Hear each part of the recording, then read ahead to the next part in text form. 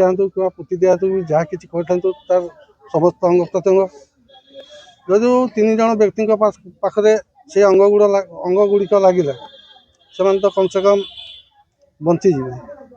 ସେଇଥିପାଇଁ ଚିନ୍ତା କଲୁ ଏ ମହତ୍ କାମ ପୁଣ୍ୟ କାମ ଯିଏ ମୋ ନାଁ ହେଉଛି ରଞ୍ଜନ କୁମାର ପ୍ରଧାନ, ଗ୍ରାମ ସେରଣ୍ଡା, ପୋଷ୍ଟ ଅଫିସ୍ ଉରୁକୁଳା, ଥାନା ହଣ୍ଡପା, ବ୍ଲକ କିଶନନଗର, ଜିଲ୍ଲା ଅନୁଗୁଳ। ତ ଇଏ ହୋଲି ଦିନ କୁଆଡ଼େ ସାଙ୍ଗସାଥି ମେଳରେ ଯାଇଥିଲା। ହାଡ଼ୁ ଆସିଲା ବେଳେ ବନ୍ତଳା ରୋଡ଼ର ଶ୍ରଦ୍ଧାପୁର ନିକଟରେ ବୁଲେଟ୍ରେ ଆକ୍ସିଡେଣ୍ଟ ହେଲା। ଆକ୍ସିଡେଣ୍ଟ ହେବା ପରେ ସେ ବହୁ ସେଠିକାର କିଛି ସ୍ଥାନୀୟ ଲୋକ ଅନୁଗୁଳ ହସ୍ପିଟାଲକୁ ରେଫର୍ କରିଥିଲେ, କିନ୍ତୁ ଅନୁଗୁଳ ହସ୍ପିଟାଲରେ ଏ ସୁବିଧା ନଥିବାରୁ ସେ ରେଫର୍ କଲେ କଟକରେ ସିଟ୍ ନଥିବାରୁ କଟକ ମେଡ଼ିକାଲ ବାଲା ତାକୁ ପଠାଇଲା ଭୁବନେଶ୍ୱରରେ ଟ୍ରିଟମେଣ୍ଟ ହେବା ସମୟରେ ଯେତେବେଳେ ଚେକ୍ କରାଗଲା ଅଲରେଡ଼ି ତା'ର ବ୍ରେନ୍ ଡେଡ୍, ମୃତ।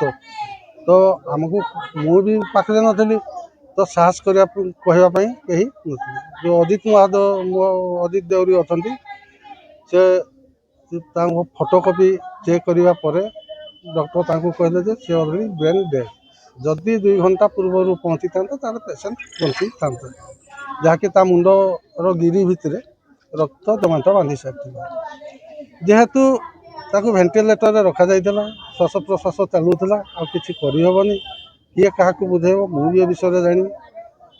ଅଜିତ ଦେଉରୀ ପ୍ରଥମେ ମୋତେ ବୁଝେଇଲେ, କହିଲେ ଭାଇନା ଏଇଟା ଆଜି ପୁଣ୍ୟ କାମ, ଇଏ ତ ଚାଲିଗଲା, ତ କମ୍ ସେ କମ୍ ତା ଯେଉଁ କିଛି ଅଙ୍ଗ ଯଦି କୌଣସି ବ୍ୟକ୍ତି ବିଶେଷରେ ଲାଗିପାରିଲା ଗରିବ ଲୋକଙ୍କ ପାଖରେ, ତା ଆତ୍ମାର ସଦ୍ଗତି ହେବ।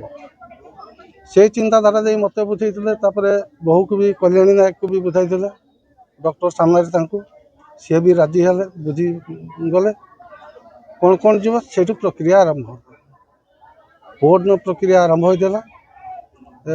8 ତାରିଖ ଦିନ 9 ତାରିଖ ଦିନ ସବୁ ଗଭର୍ଣ୍ଣମେଣ୍ଟକୁ ଜଣାଇ ଦିଆଯାଇଥିଲା ତାଙ୍କ ମେଡ଼ିକାଲ ତରଫରୁ, ଯାହାକି ଗଭର୍ଣ୍ଣମେଣ୍ଟ ଟିମ୍ ତାଙ୍କର ଯେଉଁଠି ପେସେଣ୍ଟ ଥିଲେ ସେ ତାଙ୍କ ହିସାବରେ ଇଏ କଲେ। ତାପରେ ପ୍ରଥମେ ଆସି ତା'ର କିଡ଼ନୀ ଲିଭର ପ୍ରଥମେ ନେଲେ। ପ୍ରଥମ ଦଫାରେ ସେଟା 10ଟାରୁ 1 ସମୟ ପର୍ଯ୍ୟନ୍ତ ହେଇଗଲା। ତାପରେ 1 ପରେ ଅଲଗା ମେଡ଼ିକାଲରୁ ଟିମ୍ ଆସିଲେ, ସେମାନେ କିଡ଼ନୀ 2ଟା ନେଇକି ଗଲେ।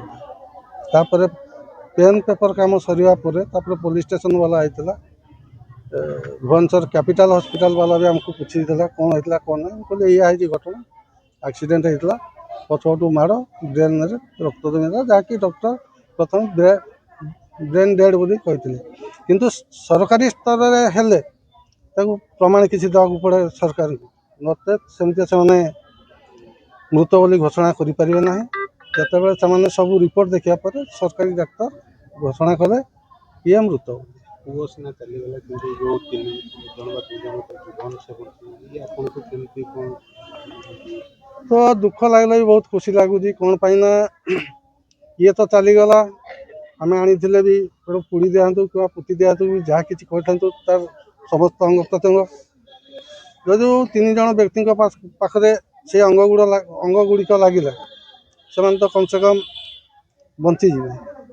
ସେଇଥିପାଇଁ ଚିନ୍ତା କଲୁ ଏ ମହତ୍ କାମ ପୁଣ୍ୟ କାମ ଯିଏ ଚାଲି ତ ଗଲା, ଯେଉଁ ଅଙ୍ଗ ଯଦି କୌଣସି ବ୍ୟକ୍ତି ବିଶେଷରେ ଲାଗିପାରିଲା ତାହେଲେ ଆମେ ନିଜକୁ ଧନ୍ୟ ମନେ କରିବୁ।